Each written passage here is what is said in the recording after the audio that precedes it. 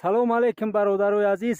Сайёҳати баҳорӣ дорем ба деҳаи Новачон ва деҳаи Миллёв.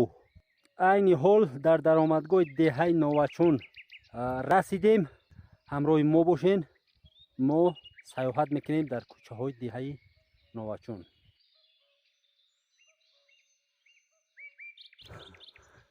бародарои азиз, деҳаи Новачон мактаби худша надора.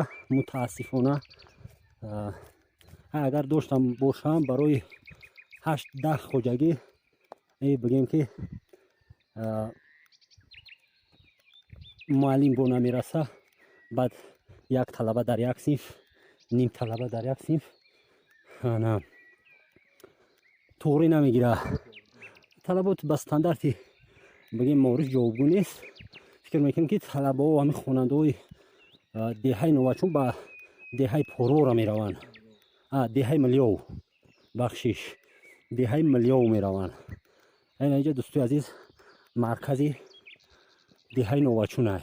ба забони лаҳҷаи бигирам қутан. қутан шуна. Бала. инҷа мардум ҷамъ мешава. инҷа суҳбат мекунанд. то якчанд сол пеш дӯстои азиз деҳаи Новачон аз қувваи барқи доимӣ маҳрум буд. хай мутаассифона мо намедонем ки ба ташаббуси кӣ қувваи барқ ба ин деҳа омада расид, лекин ба ҳар ҳол сокинои деҳа аз қувваи барқ таъминанд. маркази деҳаи Новачон ҷойи суҳбат ва ҷамъшавии мардуми деҳа. пагодаи деҳаи Новачон, деҳаи Миллёв аз деҳаҳои поинтар, яъне деҳаҳое ки таговтаранд фарқ мекунад. ба кулли як 10 рӯз зиёдтар фарқ мекунад. як 10 рӯз зиёдтар фарқ мекунад, барое ки аксарияти дарахтҳои донакдор, зардолу, олболу, олича, ҳамин дарахтҳо дар деҳаи ёл гул кардагӣ гулшона партофтанд. лекин дар деҳаи Новачон ҳоли дарахтҳо қариб ки ба шукуфтан сар кардагианд. дӯстои азиз, барое ки дар деҳаи Новачон рагум назанем, иҷо қадар мо бисёр омадагӣ нестам. як бор ду бор омадагим. барои ҳамин ҳади худам раҳбалат гирифтем. проводник ба исми ҳамидулло зиёӣ. инҷа хонаи пири кори деҳаи Новачон ай. хонаи акай Нурулло. айнай новардунаш як қадов мепара.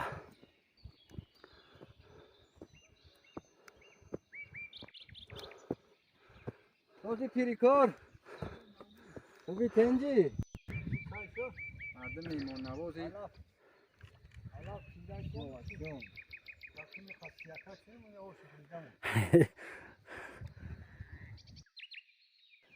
деҳаи Новачон амаки чанд та аҳолӣ дора? 15 та. хоҷагиш чанд тай? хоҷагӣ аст. сокинош чанд нафаранд? 50-60 нафар. чанд сола ки зиндагӣ мекунед дар ҳамин деҳа? 30 сол. аз соли 90.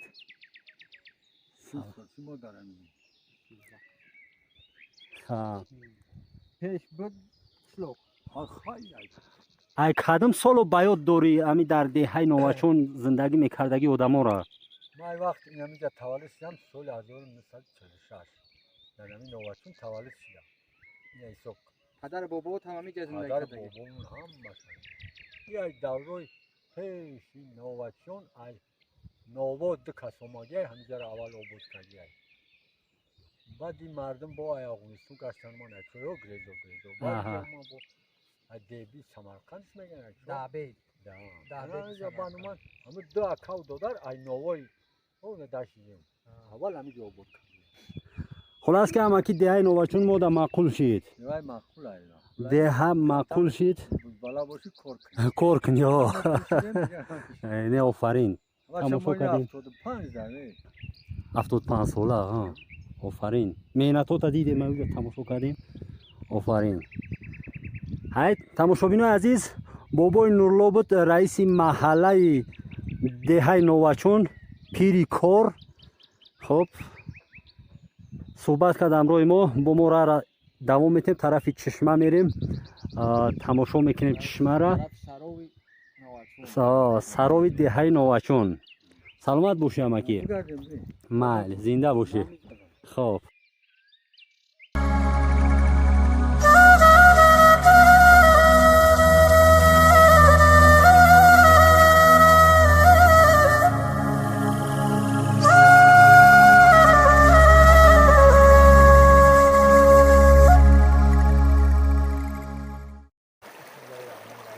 بانیک شکو با 77 در دو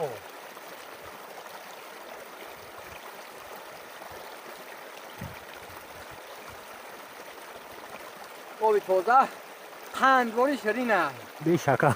به شکر دوستای عزیز، سرپرست ویدیو دهه نووچون ویدیو ما را سرپرستی میکنه جاورشا زیایوف، صاحبکار دهه یول.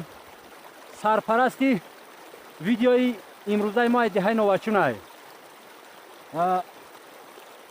کلباسای خوب خوب برای سیاحت. خب آبی گازدار، شیرینی ها ما را دادگی که را در گرسنه نمونیم. نفسه که سلوچی. خب ما دیگه در اینجا تعطیل میکنیم.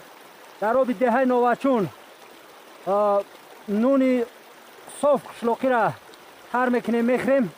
بعد باره را ادامه میتیم طرف دهه ملیوب. نونی اوچاگی میگن این نونی اوچاگی است. دوستان عزیز، نگفته نمونه که هرچند که در دهه نووچون ما را سخت گرفتن برای یک پیاله چای در سر دسترخوان، لیکن ما کارمون زیادتر رد روز است. ما اتکاس کردیم بگیم نون تر میکنیم در لب جبار میخوریم باره را ادامه میتیم. بسم الله الرحمن الرحیم.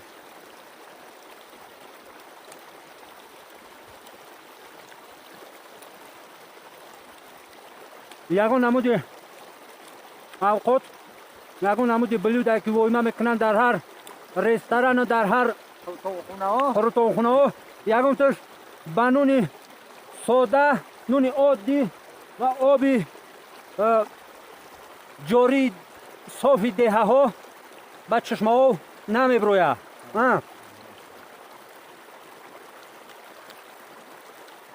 برادرها همراه ما باشین، نوار باید نامه داره.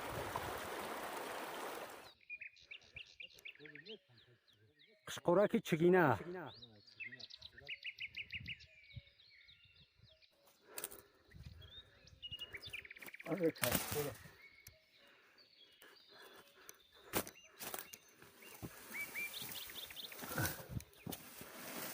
یه چای کارتوشکا. برادرای عزیز، متد در دهه کامرا خرانینی برای بگیم کارتوشکا، ساوزی، همین محصولات های پولیزی برای توچی را بستن برای این پول بدین اکمی خوردیم.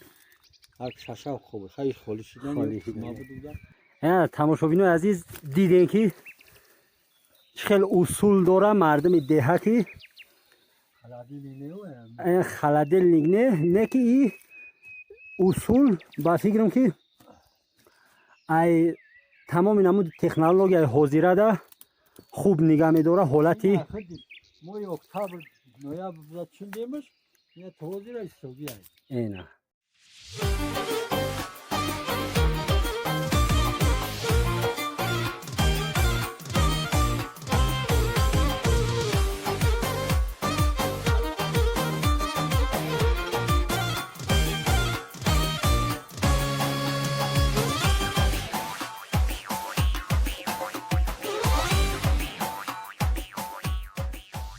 دوستای عزیز، все таки амаки нурло моро айрак гардонд оилаш файруд карданд ки ош тайёрай.